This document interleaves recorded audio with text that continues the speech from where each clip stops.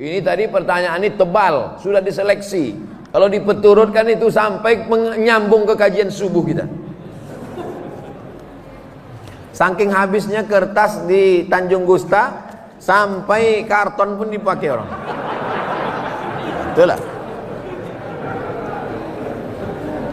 Kalau sesudah berwudu, kalau udah berwudu, boleh tak dilap? Boleh tak dilap air wudu? Melap air wudu hukumnya makruh. Kata Imam Nawawi, meninggal tahun 676, dalam kitabnya Al-Majmu' Syarah Muhazzab. Melap, mengusap air wudu pakai anduk hukumnya makruh. Tapi kalau kedinginan boleh. Di Maroko kalau bulan Januari 0 derajat kedinginan. Di asrama tak ada pemanas air. Mau dimasak pakai gas mahal. Berwuduklah pakai air dingin macam kulkas. Habis berwuduk langsung dilap. Tapi di tempat kita tropis 30, 35, 32, 33 derajat. Kenapa dilap? Biarkan sampai kering. Mau dilapnya juga tidak sampai batal, hanya sekedar makruh saja. Harta yang boleh dihibahkan itu berapa dari harta yang kita punya? Hebat orang Tanjung Gusta. Nampaknya semua mau dikasihkannya ini. Waktu Nabi sedang membebaskan kota Makkah, ada sahabat Nabi itu yang sakit, dijenguk Nabi. Anaknya cuma satu, perempuan. Laki anak perempuannya ini menantunya kaya pula.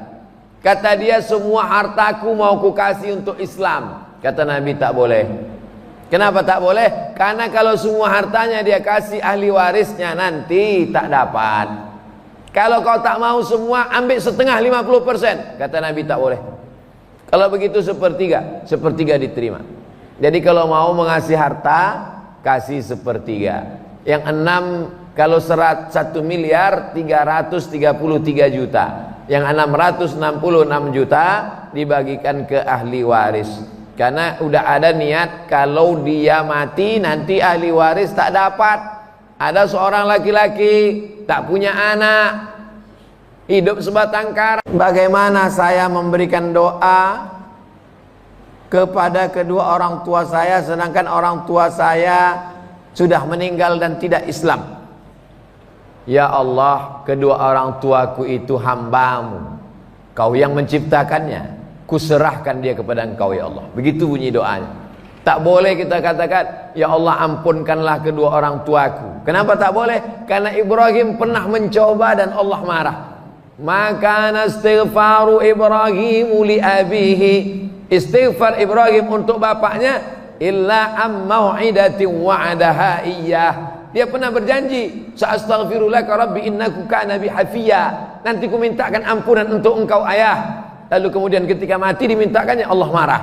Karena waktu hidupnya melawan Allah Subhanahu wa taala. Lalu kemudian falamma tabayyana lahu annahu aduwwul lillah. Ketika sudah jelas bagi dia bahwa ayahnya itu musuh Allah, tabarra'a minhu, dia pun melepaskan diri. Ya Allah, orang tuaku itu hamba Engkau, ciptaan Engkau, kuserahkan dia kepada Engkau ya Allah. Karena kita tak punya daya, tak punya upaya. La haula wala quwata illa billah. Apakah yang saya berikan doa itu diterima Allah SWT? Begitu bunyi doanya. Kalau selama ini doanya lain-lain, robah kepada yang tadi. Ayah dan emakku itu adalah hamba Engkau ya Allah, kuserahkan dia kepada Engkau sesuai dengan keputusan Allah Subhanahu wa ta'ala. Ketika dilihat Nabi menanamkan akidah di Makkah, ibadah praktis seperti sholat pada tahun ke-11, muamalah seperti piagam Madinah, maksudnya interaksi sosial Islam dengan tak Islam, terlihat keseimbangan. Mengapa kebanyakan umat Islam sekarang lebih mementingkan ibadah mahdhah dibanding yang bersifat muamalah? Ibadah mahdhah, sholat, puasa-puasa sunat, zikir-zikir, baca Quran, sibuk dengan itu, tapi kurang pada muamalah, interaksi sosial. Sholat rajin, puasa rajin, tapi tetangga salah parkir, keluar kebun binatang dari mulutnya. Puasa sunat rajin, zikir rajin, tapi cakap kasar. Sholat rajin, puasa rajin, maulid rajin, menceritakan aib tetangga pun rajin, lebih rajin pula lagi. Sholat rajin, puasa rajin, tapi minjam rantang tak balik udah 3 bulan. Ini tidak sesuai antara ibadah mahdoh yang murni, pure, original dengan muamalah interaksi sosial. Orang yang bagaimana ini? Orang ini adalah jahil, tak mengerti ajaran Islam. Karena sholatnya banyak, puasanya banyak, hajinya banyak, nanti dia tetap dituntut di padang mahsyar. Inilah yang disebut dengan muflis, bukan mukhlis. Kalau mukhlis orang ikhlas, muflis orang bangkrut. Ya'ti yaumal qiyamah, dia nanti datang menghadap Allah, sholatnya banyak, puasanya banyak, zakatnya banyak, hajinya banyak, tapi ternyata lidahnya kasar mencaci maki si fulan, wa daraba hadza, memukul si fulan, wa safaka dama hadza, menumpahkan darah si fulan, wa qazafa hadza, menuduh si fulan. Datang orang mengambil sholatnya, datang orang mengambil puasanya, datang orang mengambil hajinya. Faniyat hasanatuhu, amal pahalanya sudah habis, sementara orang tetap mengantri menuntut. Ukhizat khotoyahum, diambil dosa mereka, ditimpakan kepada dia, dicampakkan dia ke neraka jahanam, bukan karena tak sholat, tapi karena muamalat, hubungan sosialnya tak baik. Insya Allah kalau dia sholat ke masjid, kenal sama tetangga, hubungan interaksi sosialnya insya Allah baik. Hablum minallah wa hablum minan nas. Ini kalau tak dibacakan berdosa. Ini serius nih, diketik, di print. Assalamualaikum Ustaz. Waalaikumsalam warahmatullahi wabarakatuh. Dalam menjalani aktivitas kehidupan sehari-hari di lingkungan kami, hampir tak terlepas dari pinjaman pada rentenir. Jangan bilang rentenir, rentenir terlalu keren, lintah darat.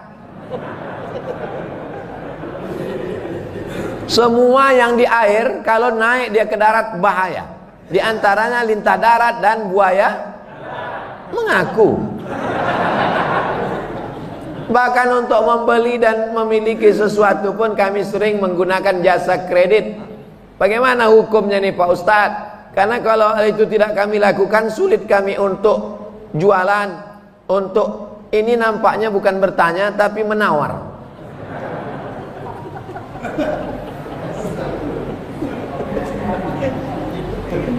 Maka bedanya rentenir, rentenir pula. Bedanya lintah darat dengan syariat Islam itu letaknya di mana? Lintah darat tidak mau tahu, mau rugi mau untung, yang penting kau bayar bunganya.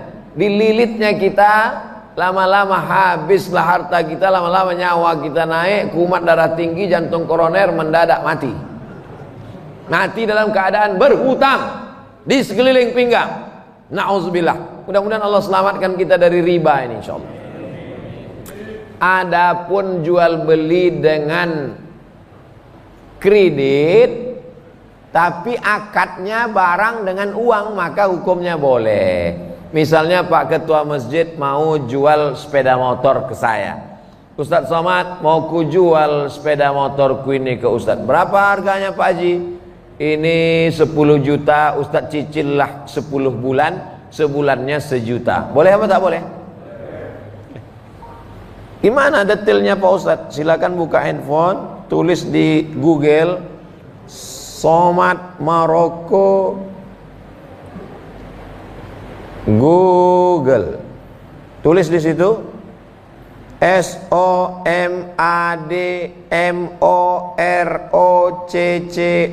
Somad Maroko. Maroko, bukan Maroko. Maroko, tempat saya kuliah dulu. Somad Maroko, tulis setelah spasi kredit. Kredit, enter. Dapat tulisan. Somad Maroko kredit. Dah, tengok di baris bawah.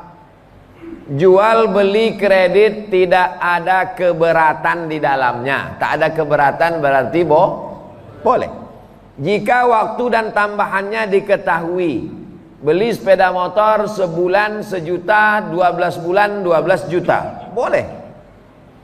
Meskipun harga kredit lebih mahal dari kontan, karena penjual dan pembeli sama-sama dapat untung. Penjual mendapat manfaat tambahan harga, sedangkan si pembeli mendapat manfaat tambahan waktu tempo. Adakah zaman Nabi orang kredit? Ada. Dalam Sahih Bukhari, bahwa seorang muslim membeli budak namanya Barirah, di kreditnya selama 9 tahun, 1 tahunnya dibayar 40 dirham. Ada. Jadi yang tak boleh itu pinjam duit, bayar duit. Pinjam 10 juta, bayar 12 juta, haram. Adapun uang dengan barang, maka tidak apa-apa. Itulah bedanya lintah darat dengan bank syariah.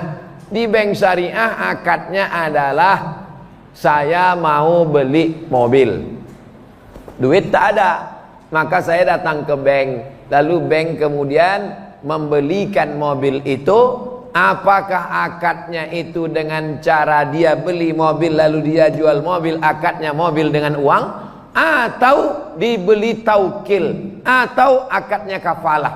Jadi akadnya macam-macam, orang tak mengerti karena di fikih masjid sibuk dengan fikih toharoh, air suci mensucikan. Asik dibahas masalah khilafiyah, masalah kaki celana, masalah jenggot, masalah darah bisul, darah jerawat, darah wiladah, darah nifas, darah haid, darah nyamuk, darah macam-macam.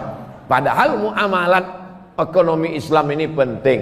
Jadi kesimpulannya, kalau dengan interaksi bank syariah, insya Allah sudah keluar fatwa DSN, Dewan Syariah Nasional. Mudah-mudahan kita selamat. Tapi dengan rentenir, dengan meminjamkan uang, bank berjalan berkeliling, riba menjerat leher, mudah-mudahan kita diselamatkan dari riba ini insya Allah. Amin ya rabbal alamin. Sekarang manusia ini menjadi makhluk yang konsumtif. Zaman dulu orang cukup punya sepatu cukup, sekarang punya sepatu mesti mahal. Zaman dulu orang punya jam cukup, sekarang jamnya mesti bermerek mahal. Padahal jam mahal sama jam murah kalau sudah habis baterai sama, mati juga. Dulu orang asal pakai baju cukup, sekarang orang pakai baju outfit, dia mesti berdiri mahal, style. Gaya hidup naik gara-gara kehidupan yang konsumtif dengan medsos dan lain sebagainya. Maka iqna' bima qasamallahu lak takun aghnan nas. Merasa cukup dengan pembagian Allah sehingga engkau menjadi orang yang berkecukupan. Makanya kita diajarkan doa, Allahumma aghnina bihalalika an haramik. Cukupkan hati kami dengan yang halal sehingga kami tak mencari-cari yang haram. Orang kalau sudah dicukupkan hartanya, dicukupkan makannya, tapi sibuk mencari yang haram, sesungguhnya itu hukuman. Hukuman bukan dalam bentuk penyakit, tapi hukuman dalam bentuk hawa nafsu yang tak pernah kering, yang tak pernah cukup. Makanya di antara doa diajarkan Nabi, Allahumma inni a'udzubika min ilmin la yanfa'. Jauhkan aku dari ilmu yang tak bermanfaat. Sudah tahu riba, sudah tahu haram, dikerjakannya juga tak ada manfaat ilmu. Wa min qalbin la yakhsha'. Jauhkan aku hati yang tak takut pada Allah. Sudah dikatakan haram, nanti bangkitnya macam orang kerasukan setan, doa tak dikabulkan Allah, darah dagingnya tempat api neraka, tak ada takutnya. Wa min nafsin la tashba'. Jauhkan kami dari nafsu yang tak pernah kenyang. Wa min du'ain la yusma'. Jauhkan kami dari doa yang tak dikabulkan. Kenapa doa tak dikabulkan? Karena hawa nafsu. Kenapa hawa nafsunya tak bisa terkendali? Karena tak ada rasa takut. Kenapa tak takut sama Allah? Karena ilmunya tak bermanfaat. 4 ini saling berkait. Mudah-mudahan ilmu yang kita pelajari malam ini bermanfaat. Apa tanda ilmu bermanfaat? Hati takut.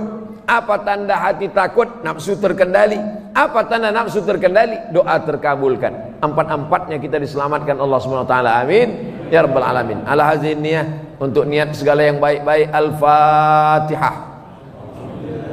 A'udzubillahi minasyaitonir rajim. Bismillahirrahmanirrahim. Alhamdulillahi rabbil alamin. Arrahmanirrahim. Maliki yaumiddin. Iyyaka na'budu wa iyyaka nasta'in.